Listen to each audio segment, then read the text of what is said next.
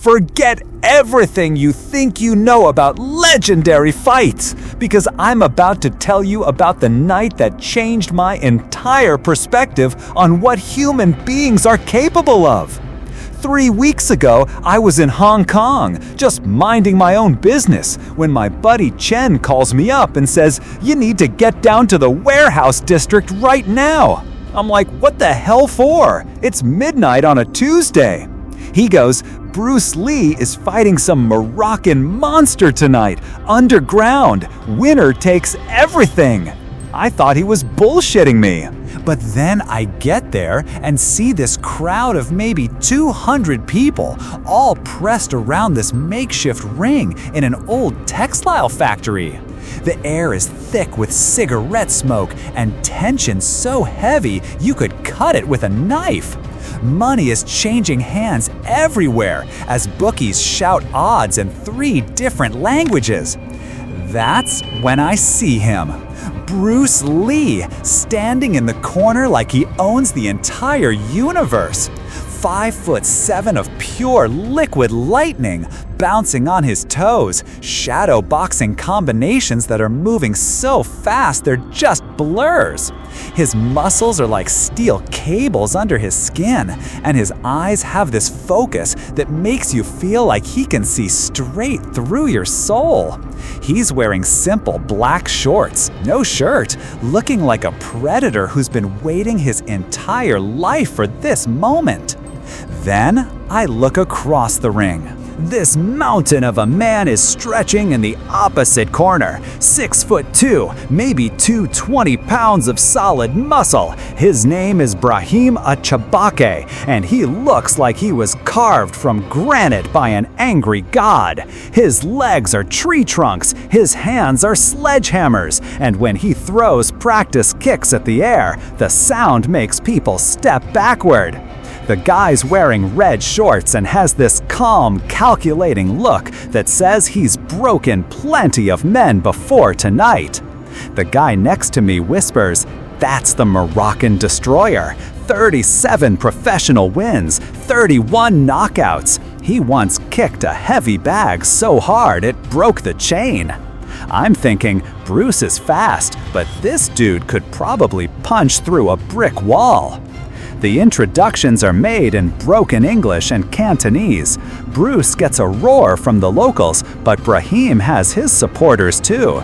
European fighters who've flown in just to witness this clash of styles. East versus West, philosophy versus raw power, the dragon versus the destroyer. The bell rings at exactly 11:43 p.m. What happens next is like watching 2 different species of predator hunt each other. Bruce immediately goes into his sideways stance, bouncing and weaving like electricity given human form. Brahim circles him like a patient shark, orthodox position, hands up, waiting for the perfect moment to unleash hell. The first exchange happens so fast I almost miss it. Bruce feints left, then explodes forward with that famous straight lead punch of his. Brahim slips it by maybe an inch, counters with a right hook that creates a sonic boom as it whips past Bruce's head. The entire crowd gasps at the same time because we all just witnessed 2 men nearly kill each other in 3 seconds. Round 1 is like watching a master class in controlled violence. Bruce is dancing, literally dancing around this guy, popping in and out of range, landing quick jabs and kicks before vanishing like smoke. His footwork is supernatural, making angles that shouldn't exist. But Brahim isn't some amateur. He's cutting off the ring, cornering Bruce twice, and when he lands those leg kicks, the sound echoes through the warehouse like gunshots. Each kick is measured, precise, designed to break down the smaller man's mobility. By round 2, I can see Bruce's left leg is already turning purple. Those low kicks from Brahim aren't just attacks, they're strategic warfare designed to chop down Bruce's mobility like a lumberjack felling a tree. The Moroccan has clearly studied tape, knows exactly how to neutralize the dragon's footwork advantage. His Muay Thai background is showing as he systematically attacks Bruce's foundation. But then Bruce does what Bruce does. He adapts. Suddenly he's catching those kicks, using them against Brahim, countering with back fists and ridge hands that snap the big man's head back like a whip.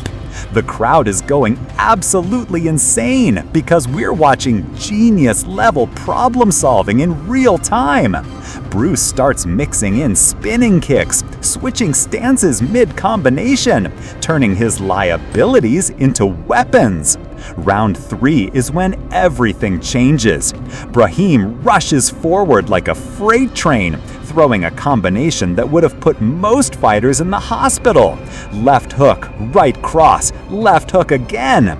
Bruce slips the first 2 perfectly, moving like he's made of water, but that third punch catches him clean on the temple. For the first time all night, Bruce Lee stumbles. The warehouse erupts. People are screaming, jumping on chairs, because we all just witnessed the impossible.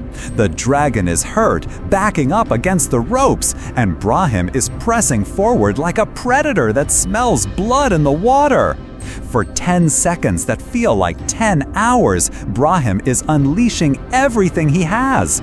Punches, elbows, knees, trying to finish the legend. Bruce is covering up, barely staying conscious, and I'm thinking we're about to watch the end of an era. But then something happens that I still get goosebumps thinking about.